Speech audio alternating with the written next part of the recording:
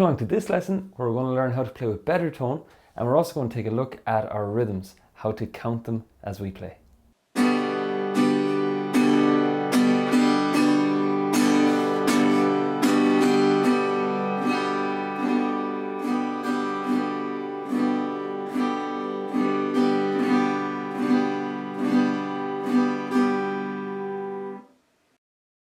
Every single one of those rhythms was down, down, down, down, up. Now, as you heard, you can make the same rhythm pattern sound so many different ways, and there's really no right way or wrong way. As an example, when somebody comes into me and they strum like this, and I say, yeah, that isn't exactly what we need right now for a strum pattern. Sometimes they go, oh, that's a bad rhythm. I'm like, no way, that's a cool rhythm. It's like AC/DC, Highway to Hell or something. It's like... So all that to say that there is no such thing as a bad rhythm. There's rhythm played out at time, but when it comes to tone, every type of tone has been used in some song. Let's take a look at our top tips for tone. Number one is to keep your elbow slightly over the edge of your guitar body.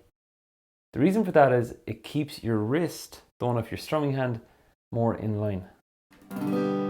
Oftentimes, if you're over here, you're going to have to overcompensate with your wrist to get back. So just keep an eye on that one. That's super important.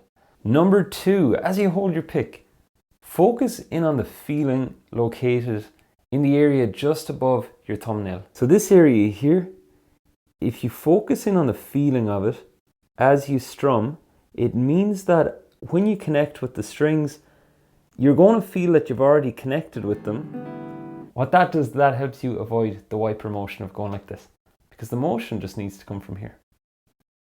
So you could take that just to get used to it. Number three, land your pick on the strings just ahead of the strum. So we get a motion like this.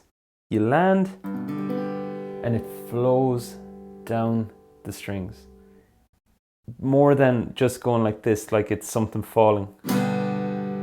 You hear with that, you get like a boom. With the other motion, you get thrum. You can almost feel it go through the strings. And that's basically your strum down in a nice flowing manner. And the only thing to think about as you practice this is your tone. And sometimes closing your eyes stops you getting distracted and focusing on visual things and just connect with the sound of your guitar. Finally then, after you've played a chord, when you get down to the bottom string, I'd encourage you to take a look at not having any wasted movement. Once I'm finished here, I get back up in a flow. Like that.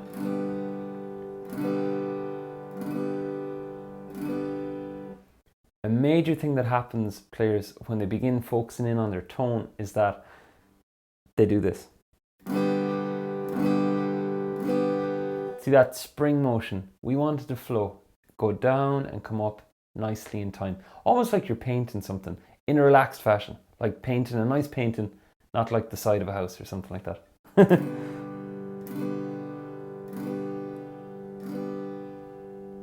And those are a few pieces on tone.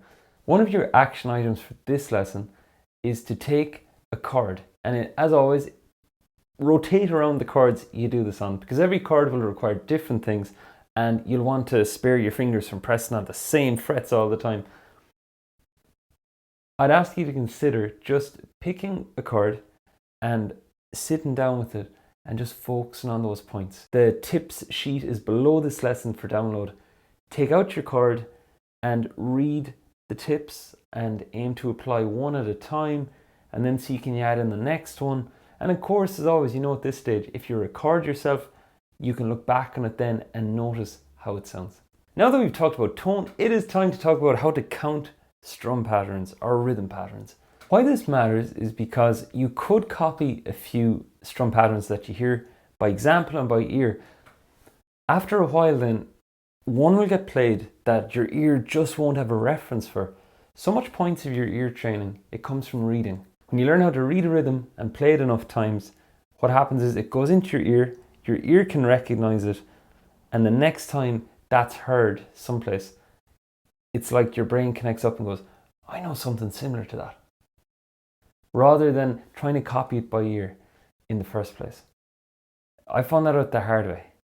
I was following things by rhythm, but then one day somebody played this.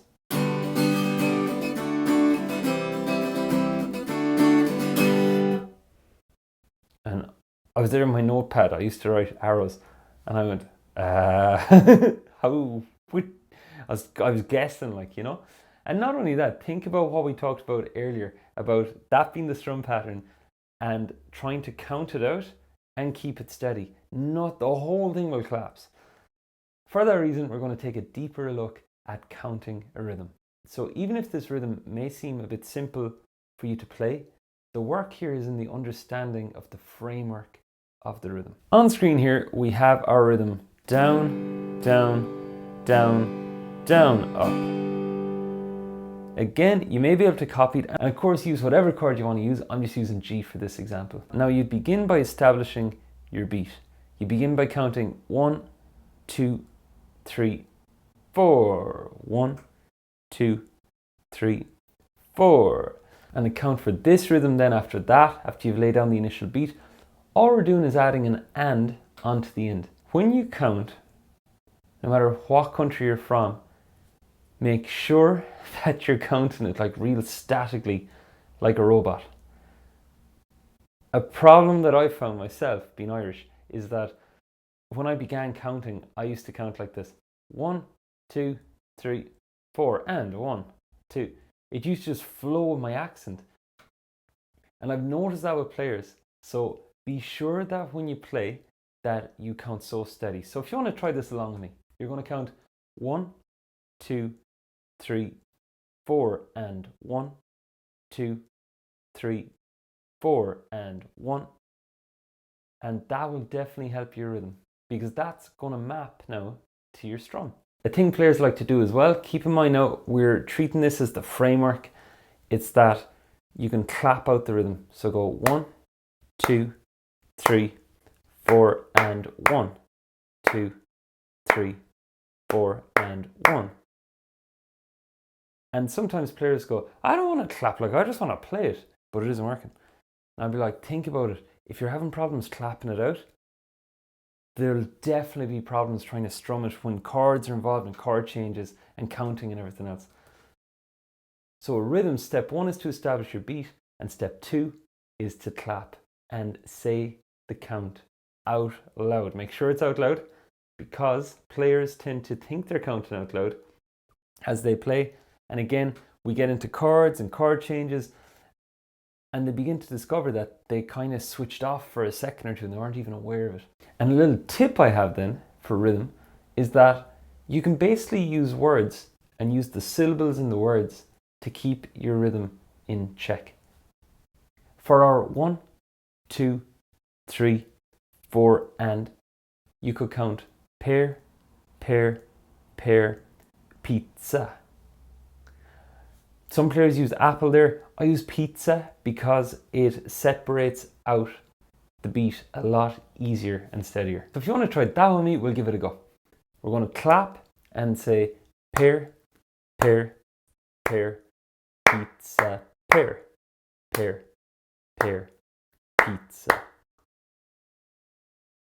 And after a while then, you can substitute in your strum. And it is time to put a chord on it. Okay, I've been playing a load of G, so what I'll do is I will pick A. And you can get your A if you wish, or you can watch this and try it with your own chord after. I'm going to count in to begin. And a tip I meant to add earlier was I move my hand as I begin counting, so it's like I'm in motion to begin strumming. So I'm going to go 1, 2, 3, 4. 1, 2, 3, 4, and 1, 2, 3, 4, and pear, pear, pear, pizza, pear, pear, pear, pizza. And this is where things really come together. Notice my tone.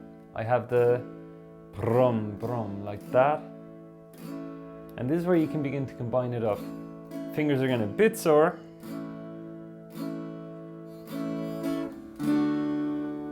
Change to D.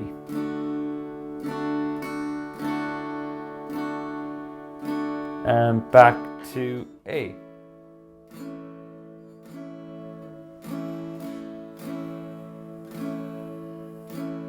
Finally E.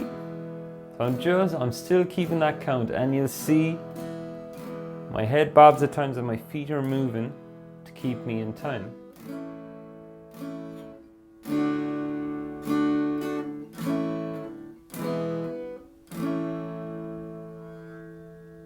Everything in this course has been put in a sequence that layers in on top of each other. I'd imagine at this stage you're beginning to notice how if you don't have one step, skipping ahead to the next step if there's problems kind of shows you got to go back to the previous step.